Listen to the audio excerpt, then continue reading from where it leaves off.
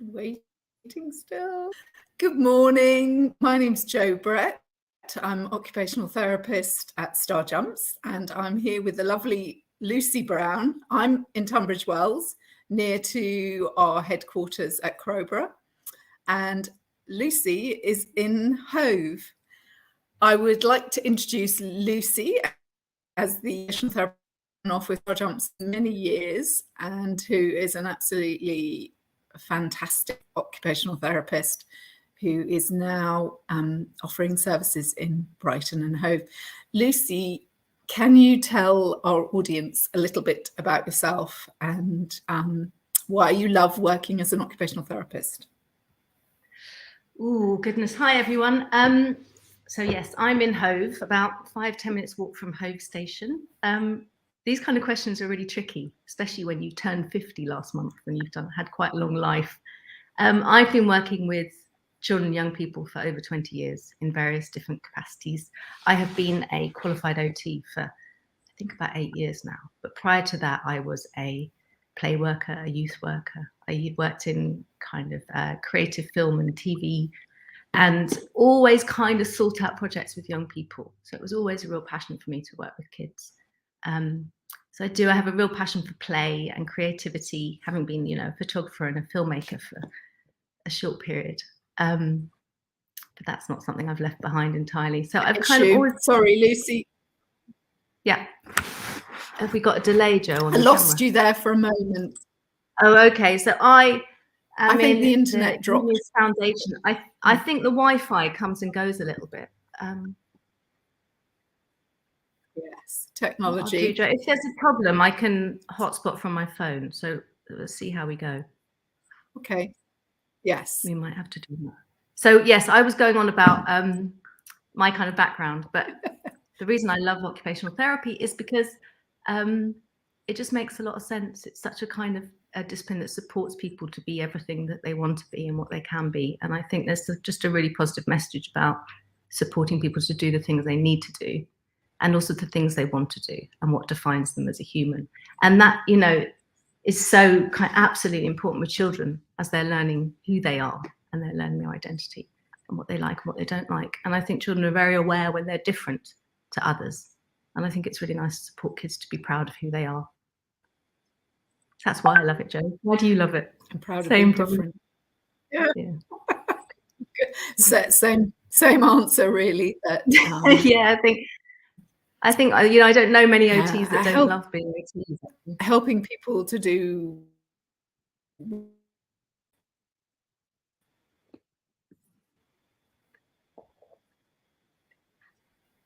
Yeah, absolutely. You froze for a bit, Jo. I didn't hear what you said. I can imagine what you said. Sorry. Like you, I just love working to help children to do what they can do and realize what huge potential they actually have, overcoming their fears and just, helping them to grow and become happier and more resilient and able to adopt a sort of can do, and I'm powerful. Yeah, that's an interesting word, actually. I had a session last week and I was working with a young person, and we talked about what happy feels like for him. Helping those that were powerful. Sorry, Jo, I think we're cutting over each other. You talk. Go ahead, Lucy. Sorry. No, you go. I was just go. Yeah, okay. We might have to have a sign to pass over to each other. I was thinking about you saying about being powerful, and actually that was a word that a young person used when they were describing what happy. And, if we're talking about the kind of calm, alert state that we kind of like to try and aim for with young people and children, just so that they're aware of how that feels. It's not always a state we can all be in all the time, but actually recognizing it and knowing how to navigate back to it from different regulation states is really important. And so also very important for children and young people to use their own words. So we talked about what happy and the kind of calm alert state is, and he used the word powerful. And I thought that's really interesting, because a lot of the work that we'd been doing together was about him doing lots of heavy muscle work, so which does feel powerful for children, you know, in a small body. That kind of hanging and climbing feels really powerful. It's quite empowering, really. So yeah, that's the word for the week. And also very calm, very good for the nervous system, or calming system. That heavy, love it, Lucy. Yeah, very regulating. Tell us a little bit about sort of children, the sort of challenges that children might be experiencing who could come for help with occupational therapy. The sort of children that would come and see. I think there are often kind of themes in terms of the kind of difficulties that children are experiencing. I mean, that would be in line with particular ages. So it would be kind of in line, you know, if you're working with young people, there's obviously challenges around self-esteem and things, because there's a level of awareness about being different that can be difficult in a teenage body. I think with little ones, it's often about regulation. It's often about feeling safe in their bodies. And obviously, you know, things like coordination and different kind of gross motor skills can really impact kids' confidence about whether, at what level they can engage at PE at school, what sports they're able to engage in, where they feel kind of that they have, you know, skills and they're confident and there's interests that they're able to engage with and have the skills to do that. There's obviously all the demands of school. So handwriting, being able to sit and attend to tasks and have the kind of focus and concentration. Those things are often real challenges for kids that don't always feel entirely safe in their bodies and feel quite dysregulated. But I think, you know, as an OT, you can work on lots of different things within one session, you know, and actually when you work so closely with a child one-to-one, you can really get a sense of where some of those challenges might be and how you can kind of target them without being too prescriptive, really, and sneak in some balance work in, you know, that looks like play and feels like play, but actually you're doing lots of quite, you know, core strength exercises and stabilizing and strengthening exercises with kids that they would naturally engage in, but maybe repeating those a bit and coming back to them and building on how long, you know, children can hold particular positions, things like that, you know. So I think, yes, it's the kind of those kind of core areas of OT. And also, you know, self-care and independence. And that's like you were talking about, Jo, about confidence. You know, when children feel happy within themselves and safe, they feel, you know, they feel able to try things and give things a go in a way that they may not. Yeah. Apparently our internet is cutting in and out a little bit, so I apologize for that. We are recording this and we can post it later. And if we discover that it is very choppy, we can, if Dee will agree, to redo this at another time. But we'll soldier on for now.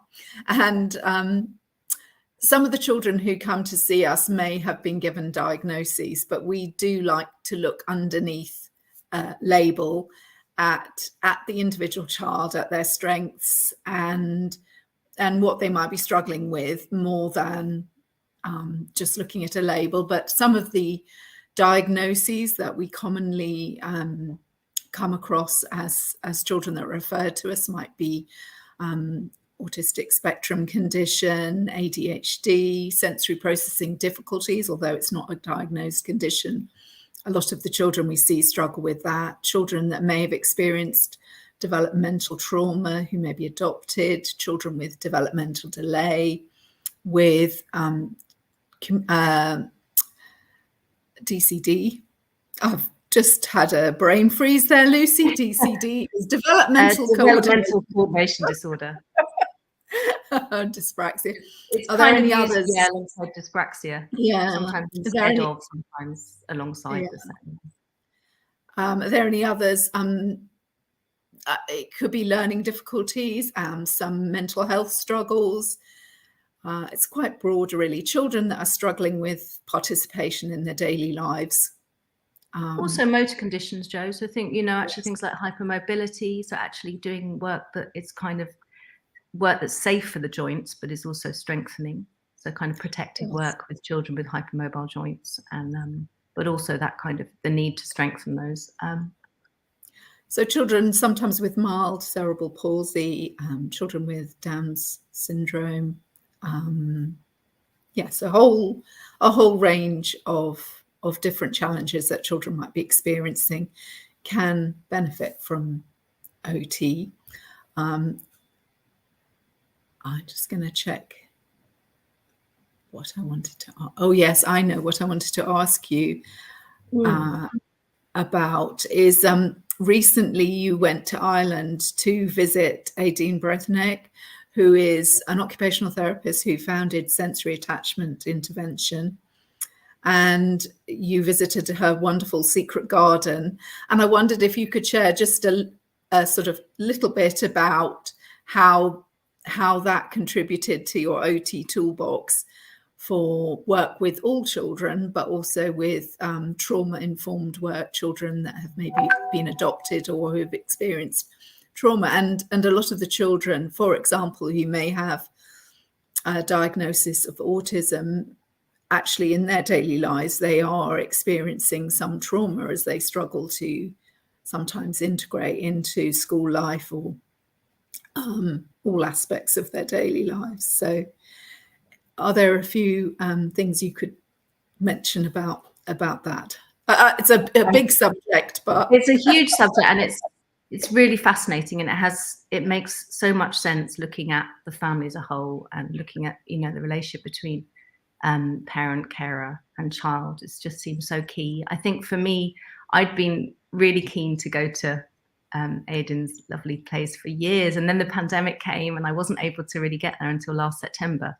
So for me, in some ways, the visit came a couple of years late, you know, in that I was at that point in my kind of learning about developmental trauma and working with families, where, you know, the levels of dysregulation are really compounded by those early life experiences. So it was a really key thing I wanted to do, but I just wasn't able to get there. So when I did get there, it was very exciting to be in Aidan's space, and she looks after everyone so well, and, you know, you have lovely lunches and teas, and she does a fantastic tour of her garden, which is a trauma-informed therapy space where she's created kind of womb-like spaces, and there's a lovely little lake that kids can go on a boat and float about. There's a slide that comes out of a tree house. It's like an old boat that they've used. They've got this beautiful little garden that's got all this hand painted. It's a really nurturing, lovely space with lots of symbolic meaning around family and co-regulation. And it's a really interesting to go somewhere where it's so embedded in everything, in the space, in the house, in the garden, in the people that do that work. It's really exciting. And just feels very safe, I think. And it's probably an extraordinary place for families to visit and spend time in. And she's just hugely experienced and someone fantastic to kind of learn from. Her colleague Chris West was there as well, who does some work in Devon, down in that part of the country. And she was really inspiring as well. It's great. She's doing lots of work within children's homes. And so it was a really great thing to do. I wish I'd done it a couple of years earlier. And part of that introduction to SAI, you do an online course with Helen Johnson from Attachment Works. And that, for me, there was a huge amount of learning in terms of parent-child relationships and about the kind of level of compassion that people need and that people are just inherent in the work that you do with very troubled families. And often when there's been a lot of very difficult experiences within the birth family. And working with birth parents. So that kind of work that Attachment Works does is quite extraordinary as well. And just very inspiring to be around people doing that work and so committed to it. But for me, it's the beginning of a bit of a journey, really, because it's just huge looking at attachment, such an enormous subject. Yes. We were lucky some time ago to have Aideen visit us at our Crowborough Centre, Starjumpz, and she did a short course for parents as well as for our therapy team and wider team, which was lovely. And but I always wanted to go to Ireland because her sensory garden is just so beautiful. And I think what I loved about learning from Aideen was the co-regulation work, working with parent and child to co-regulate, and how important that is. And yeah, I mean, we could We could talk all day about that. We could do a live just about that kind of work. Really, it's really, I think it's really, really important. I think the more that you work one-to-one with children, the more you realise that we have to bring the family and the parents in to that space as well. We've had a question about where you are in Brighton and what space we're using. I don't know if you could talk a little bit about. Yeah, I could give you a little tour with my laptop.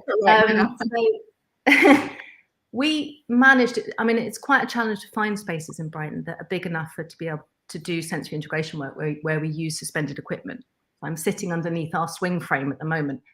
But we were lucky to find this lovely space in Hove, which is about 5-10 minutes walk from Hove, near Wilbury Avenue. It's kind of, well, I don't know, it's a place called Cambridge Grove, and it's a little muse street with lots of small kind of garages and things. But this is a space that we rent from Umius Foundation, which is an organisation that does lots of work with families. They run lots of groups for new parents and lots of really lovely holistic integrated working with lots of different practitioners. And it is a very calm space, isn't it, Joe? It's got a very nice feel about it.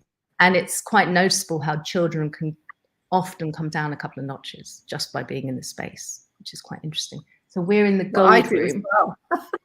Yeah, I do as well, absolutely. So I think I could do a little tour. Can I do? This might make everyone feel a bit sick, actually. But so this is this is a kind of yoga space. It's called the Gold Room. It's a very warm, kind of inviting space. Lots of kind of nice areas for parents to sit. This is terrible. I need like a different camera.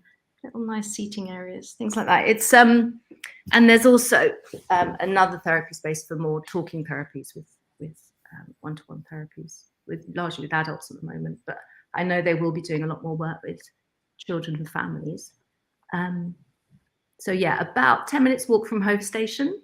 Lots of transport links. There's buses along Davidnor Road, and yeah, probably a 5-minute taxi ride from Brighton Station, something like that.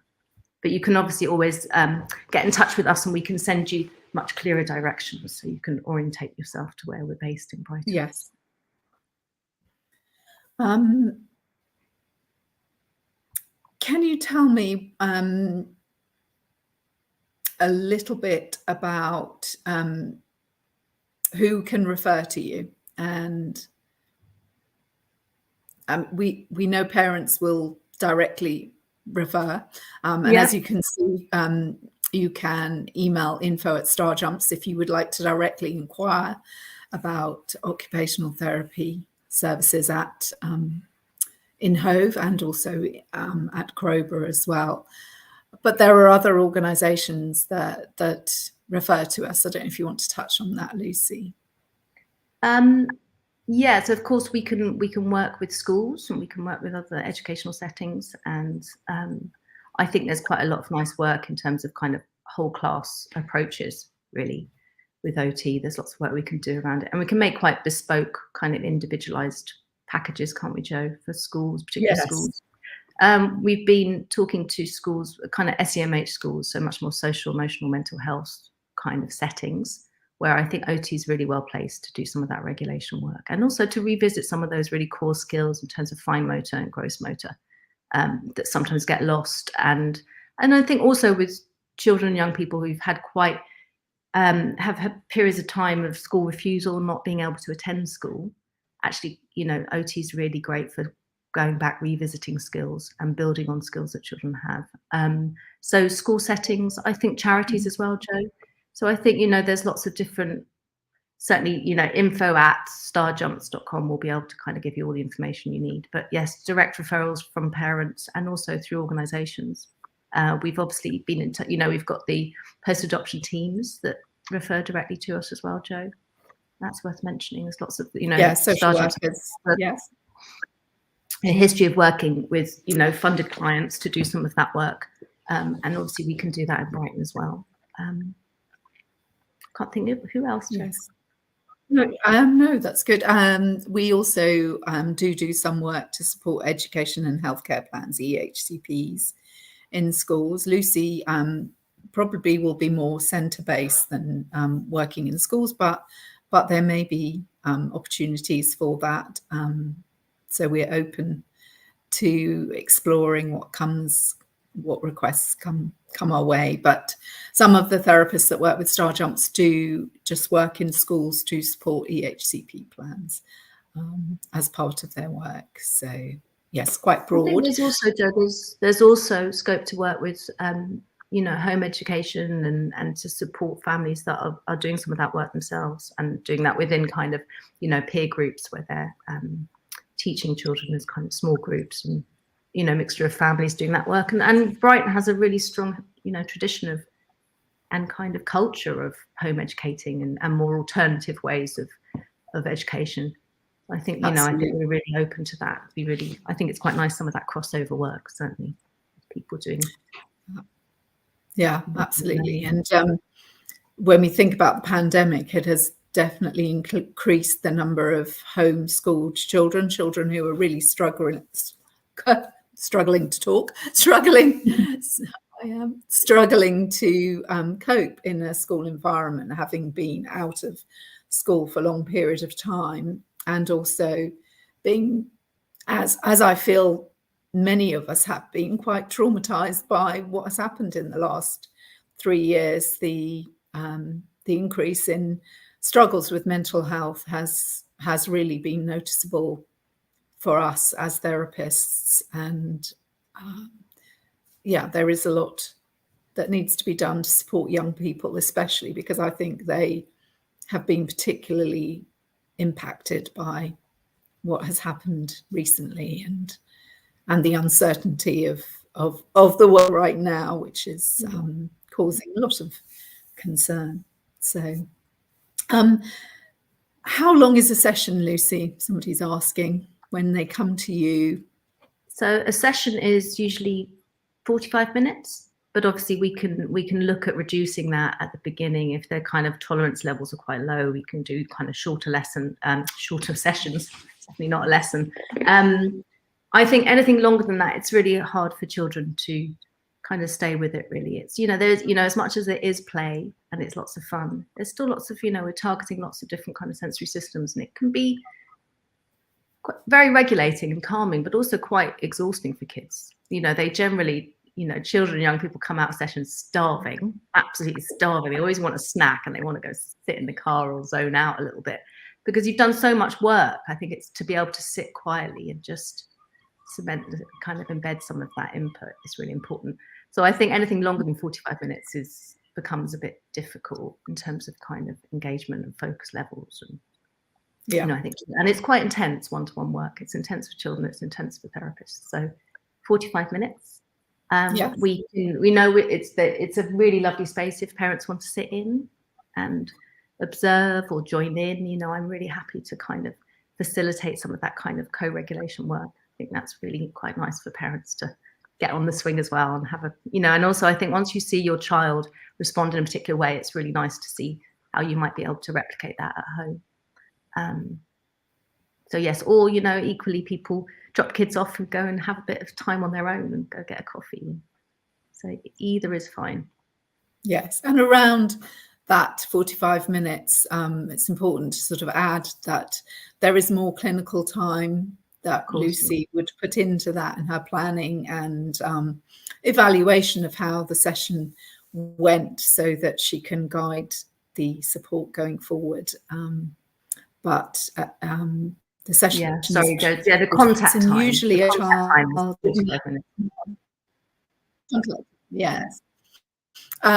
would have an assessment so that we have a clear picture of where some of the strengths are helping a child to cope with their everyday life, and where their challenges are, and how we can build on the strengths. Sometimes we can offer an assessment over a number of sessions for a child that may not cope with coming for an assessment over a couple of hours. I don't know if you want to say anything about assessment, Lucy.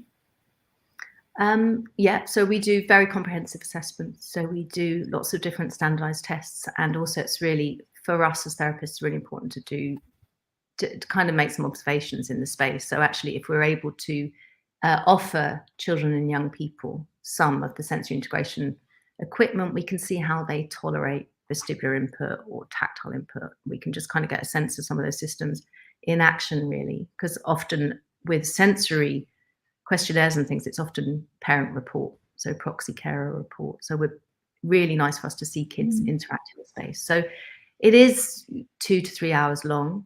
And like Jo says, that can be quite a long time for young people to tolerate it. But, you know, we make it fun and we're able to kind of, you know, take breaks, and we always encourage parents to bring snacks and they can have some time out.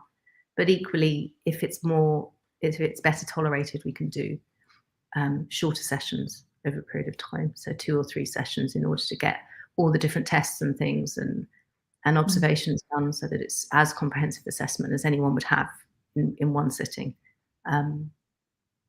But yeah, usually it's fun. I haven't had any kids report that they didn't like it. You know, we do ensure that it's fun. And obviously a lot of the kind of motor assessments are quite physical, sort of jumping around and throwing beanbags around. I don't know if I answered your question, Jo. Just keep going. Yeah, I think you have. Somebody's asked me about the cost, and I'm just answering in a message to the audience.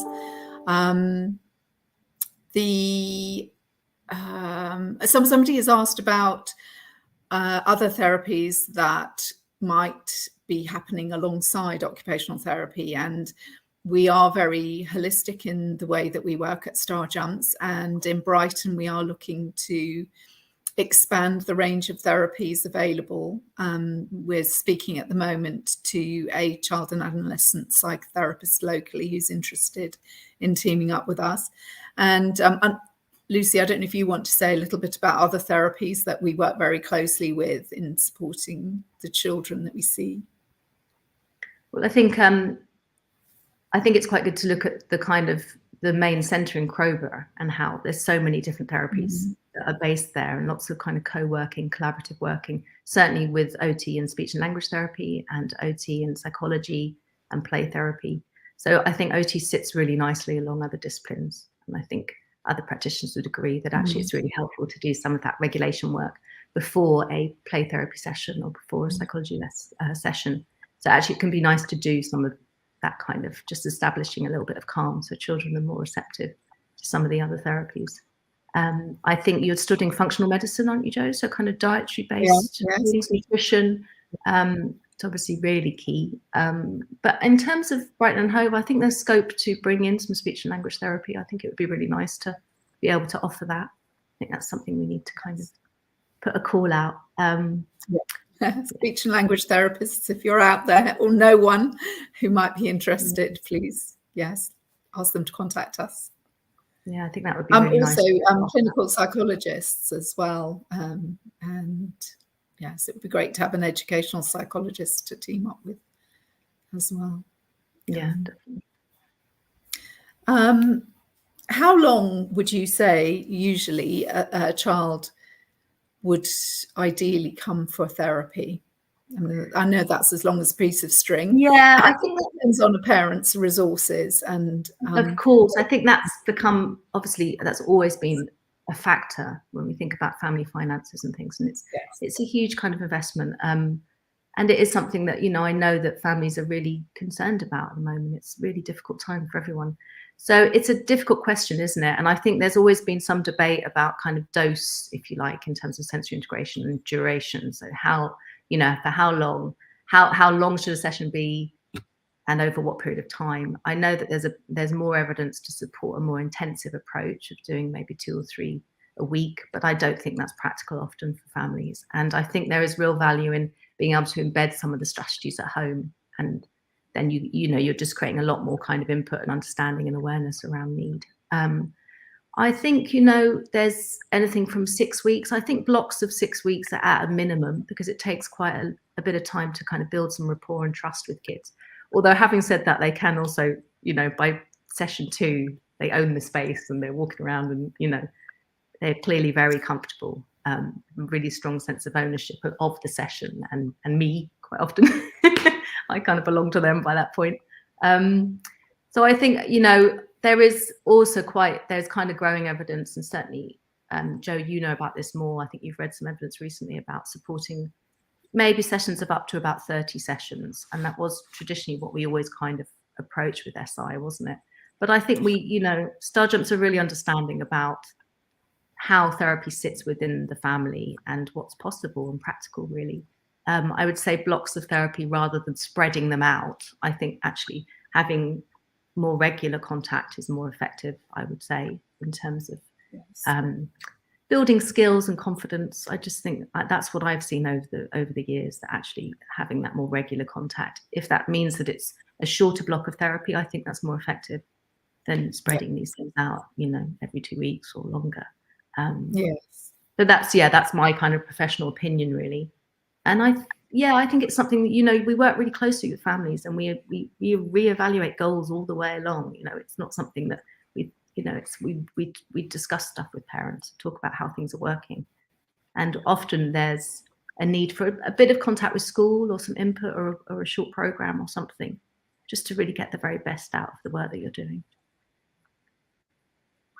And sometimes some training for some of the teachers involved with a child. We've been doing quite a lot of that recently, which teachers have found very helpful to understand why a child might suddenly want to rush out to the classroom and not be able to cope, and what things can be put in place to support the child so that they are able to participate.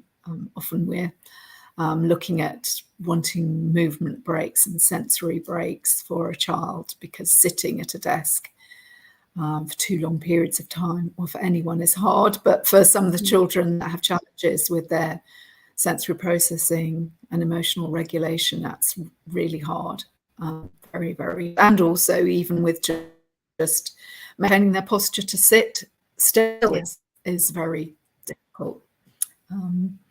So I think training Joe. It's really, it's really exciting doing training in schools. All the training I've done in schools around kind of sensory integration, sensory processing, and how that might look. And I always make them very practical sessions where we do a lot of, you know, we get teachers lying on mats and kind of squashing them with balls and things. And I think when teachers and teaching assistants can really tune into their own sensory needs, that's where you really get light bulb moments, and they can understand some of the behaviours they might be seeing. So I think absolutely. I think training is really exciting, actually. Yeah, I think Brighton and Hove it's worth acknowledging, Joe, that Brighton and Hove do something called the Just Right programme, which is kind of comes out of the Child Development Centre. So most schools in Brighton will have had some training around the Just Right, which is, you know, it's a kind of Brighton and Hove version of the zones of regulation. It's a kind of regulation. And lots of the primary schools embed that really nicely in Brighton and Hove, which is really nice to see when you visit schools. And they've got a kind of a blue zone where the kind of carpet area is for quiet reading, and they've got a green zone for that kind of just right place for learning around the kind of tables. And I think, you know, and there's often something on the wall where children can put themselves in different, you know, what kind of colour they're in that day. So there's some really nice stuff happening in Brighton and Hove. So I think it's quite exciting to be doing this work here, because there's already quite a lot of kind of appreciation of this way of working, really looking at self-regulation and raising awareness and understanding within schools. Yeah, no, I agree with you. It is just going into the schools, and as you say, those light bulb moments where suddenly the teachers can consider some of the difficulties that their pupils are having in a whole way. Is just, it's lovely to support that. As well, tailor what's affordable and what is for parents is really important. So sometimes it might be that we can do an assessment and just a few sessions to help with the understanding of what's happening for the child and how to support the child, for people to then go away with some tools to know how to move forward. And yes, so there's lots of different ways that we can help. I see we've kind of run over our time. Let me just check, see if I've got any other questions. I think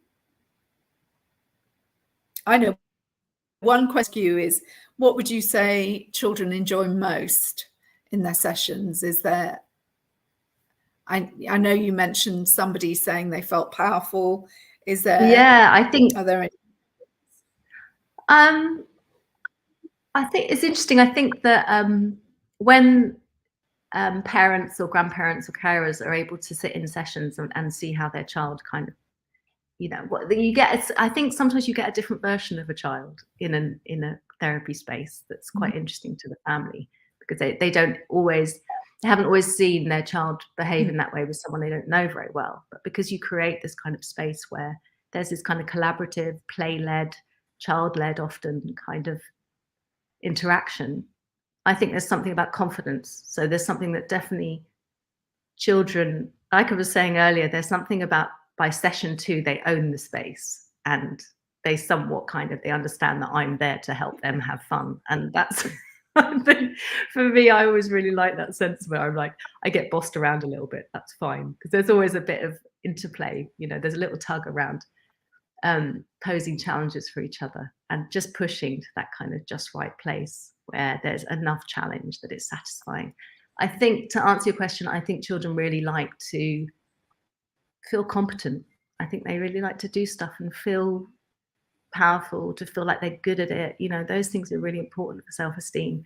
So I think, you know, if we do some kind of very elaborate obstacle course or something, and there's parts of it that are quite challenging physically or mentally, there's quite organizing elements of integrating your kind of all your kind of cognitive skills with your motor skills and integrating all of that. There's quite exciting moments where you know that you've done something well, and you know, and we always move the goalposts to make it a little bit more challenging, a little bit more, you know, so that sense of mastery and efficacy is kind of embedded. And I think that's what children like. They like feeling good at stuff, and I think within a therapy space you can facilitate that. And you know, it's one of the key things with SI, it's ensuring success, isn't it? You know, there's something really nice about that. Absolutely.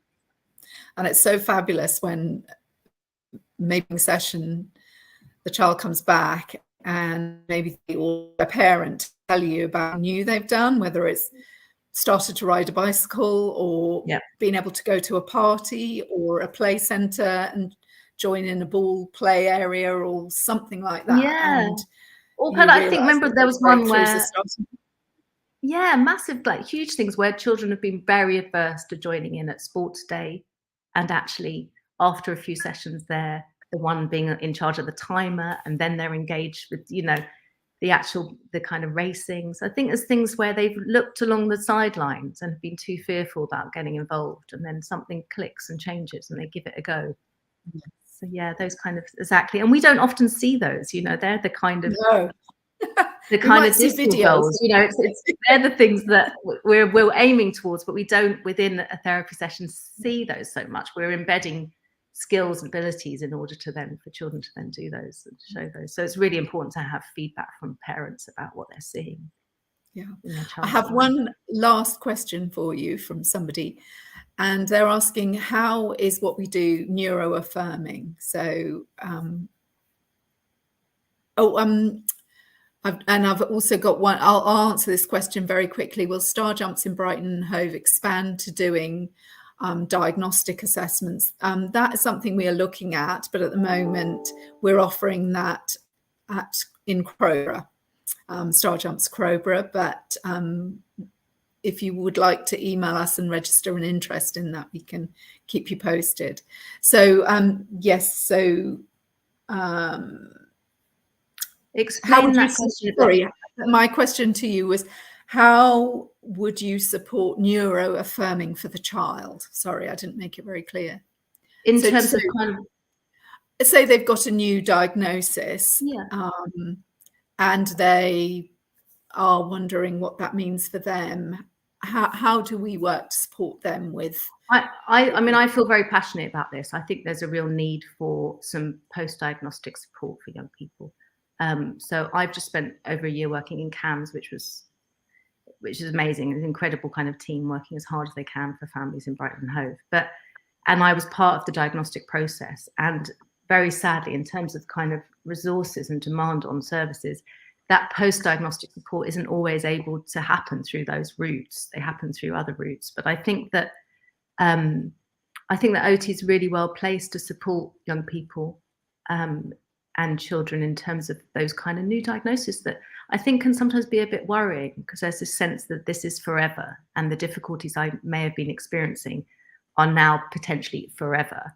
But I think there's some really nice work about it being a bit of a new start. Sometimes a diagnosis is a really nice restart, and you can start to reflect on some of the things that were difficult and some of those strengths and what you can build on in terms of a different identity. But embedding a new identity for a child or a young person is an enormous task. And I think it's something that we don't always really acknowledge, and we don't give it the space that it needs. And I think that it would be, certainly it's something I would support, is some of that one-to-one work post-diagnosis, really, in a kind of environment where you can create some kind of a calm space in which to maybe talk about it and what it might mean for that person. Yeah. So for me, I feel enormously positive about neurodiversity. I always have, I find it. But I think what's really important is those kind of key moments post-diagnosis, and also the actual diagnosis test and assessment.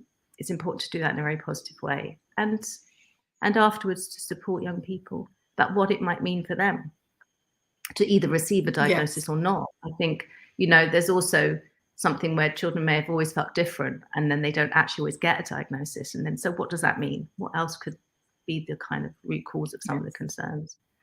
But yeah, no, I think OT and certainly SI is a really nice way of integrating a new diagnosis into someone's life. I think it's a really nice way to do it. And important. The members of the team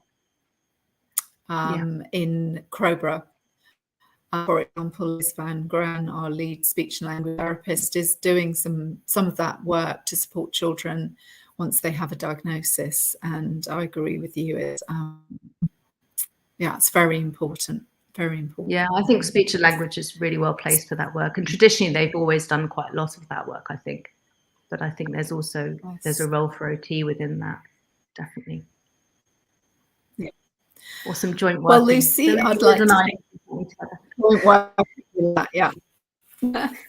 So please, I'd like to thank everyone who's joined us, and thank Lucy. And also, just to mention, we have some other wonderful occupational therapists based at Crowborough. We have Alex Hayford and Jessica Forge, who some of you may know. Sandra Donald is an occupational therapist in schools in Kent. And we also have Shelley Wyborn and Deanna Gibbs, who come in on Saturdays to do assessments in Crowborough.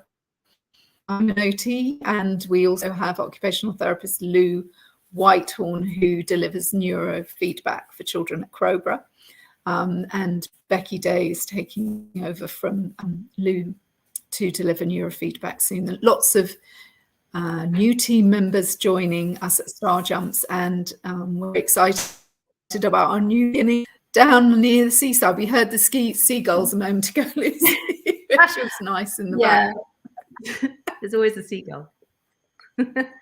Yeah, no, it's exciting to be here. I think it's good to be part of a fabulous team. Yeah, thank you very much, and thank you for your questions and for joining us this morning. We were delighted to do another one of these at some point soon, and look forward to some of you in person. So thank you very much. Bye-bye.